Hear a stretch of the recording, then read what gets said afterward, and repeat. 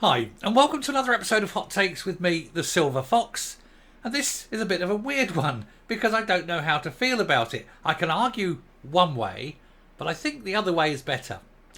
But what we have is Jim Wallace, who obviously was back in the day, right at the beginning of the Parliament, responsible for setting out a lot of the procedures and a lot of the ways that the Parliament is run. Yes, it's his fault, you might say. He's saying that the Scottish Parliament needs a lot more MSPs.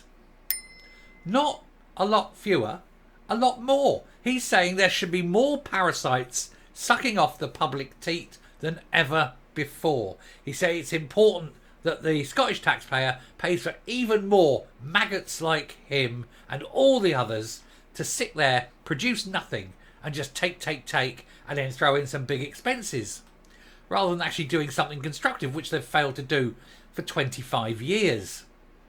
More of them. I think fewer would be better. I think fewer would be best of all. I think none would be the correct amount. And I think there's many that agree with me. Now, you might argue there is a place for them. I'm sure you would. But do we really want more? Never before has a boy wanted more politicians. And it's pretty thin gruel at that for him to ask for more. We'll take a look, but I think it's astonishing that he thinks he can get away with this one uncommented. And here we go. So there's Jim Wallace. Now, he was Liberal Democrat leader, and he was there 26 years ago now. He helped set up all the key roles and all the key ways in which the Scottish Parliament would run. He helped screw it up from the start. So we really shouldn't actually be paying too much attention to him. He was involved in making sure that there was no separate justice system, that justice and the executive were all the one and the same. There was no separation of powers. So really, you cannot really sort of pay too much attention to him. But this claim of his is frankly astonishing. Former Scottish Deputy First Minister Jim Wallace has said the number of MSPs at Holyrood needs to be looked at again. I agree it does, but not up, but down, The former Scottish Lib Dem leader played a key role in determining the number of MSPs who would sit in the Scottish Parliament when it was established back in 1999, being involved in negotiations with Labour's George Robinson on the matter.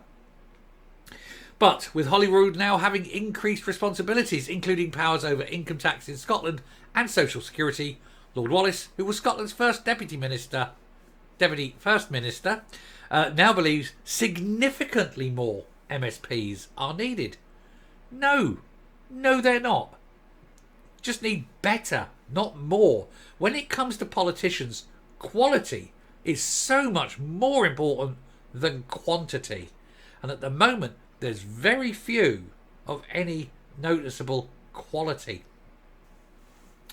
The Lib Dem, who served as an MP before joining the Scottish Parliament when it was established, told how during his time at Westminster he had been involved in discussions about how the new Parliament would operate. It had already been agreed proportional representation would be used, with Lord Wallace recalling discussions from the time about how many MSPs there should be. And speaking to the PA news agency, the Liberal Democrat leader said, George Robinson and I had a haggle about what the numbers would be.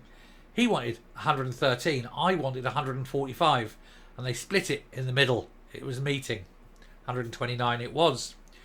He got hell from the Labour Party from it, I got hell from the Liberal Democrats for it, so we both agreed we probably got it right. I think fewer would have been better. Who knows? He said, I now think that Parliament requires significantly more, he says. It has more responsibilities, not least for tax and social security. But the politicians don't do the actual work. It is the civil servants that do the work. Now, you might argue you need few more civil servants. That is a completely different argument. But unless the MPs are actually sitting down, pulling their calculators out and doing some hard sums, it isn't them doing the work, is it? He says, I think 129 needs to be looked at again. Yes, it's about 129 too many. He said Labour had acted unilaterally to hold a referendum on whether the devolved parliament should be established, with Lib Dems at the time opposed to such a ballot.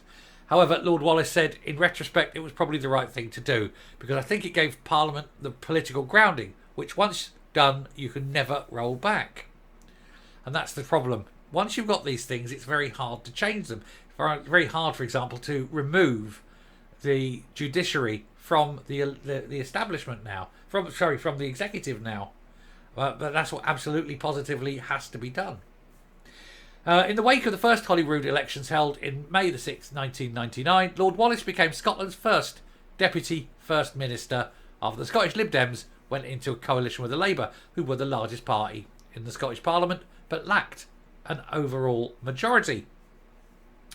And of course, the Lib Dems were the fourth largest. They were the fourth largest minority party, or the third largest minority. They were the fourth party in Holyrood. He said his party had wargamed for such an outcome during the first ever Holyrood election campaign, and entered talks with the then Scottish Labour leader Donald Dewar, who would then become Scotland's first minister, with a costed programme based on key manifesto commitments, which were probably ignored because, you know, Labour. They don't look at costings, do they? Just go spend.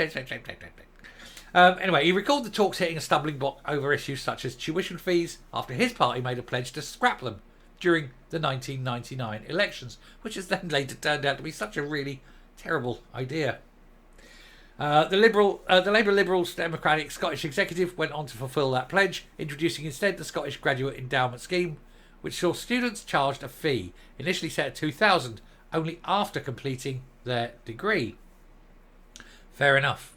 Tuition fees was always the big stumbling block. I think on more than one occasion we thought that was it. We couldn't take it further. I think if you want to really help, you should have a prepay fee. And if you want to make it, a free degree, if you like, you prepay, but you get money back after you qualify. That way, it forces people to sit to the end of their exams rather than just go, oh, I've been here 2 years and I'm giving up. Like Harvey did, or like Ross Greer did. So wasting all that education that they didn't bother getting.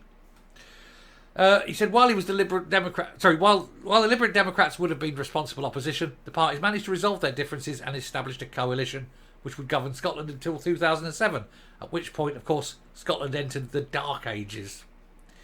Wallace said he would have been disappointed had he been unable to strike a deal with Labour. He said, but we got the breakthrough and that allowed us to support Donald to become First Minister.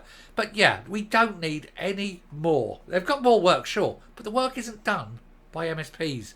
Done by the civil service. What on earth does he want to introduce more parasites for? More people sucking the lifeblood of the country. More people having their say, slowing down democracy. It's just a waste, isn't it? It's all just a waste. Anyway, I'll stop and come up.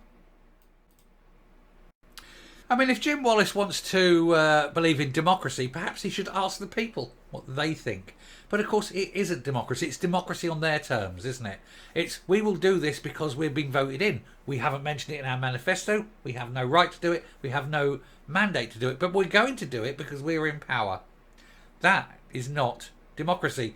In fact, every government should be held to their manifesto. They can do nothing that isn't on their manifesto, and they must be forced to do that which is on their manifesto. And if they fail to complete their manifesto pledges, then they should be held financially responsible and charged. Maybe disbarred from sitting in the next election or something because they failed to meet all their manifesto commitments. And to introduce something that is not on the manifesto, fine, but what you do is you have a referendum on whether it should be allowed to go forward. That way you get true democracy. Anyway, not having more parasites is the best way. I'll stop there. Thank you very much for watching. Do please hit the subscribe button, ring the bell, leave a like, leave a comment. Please share the video, and I will speak to you later. Goodbye.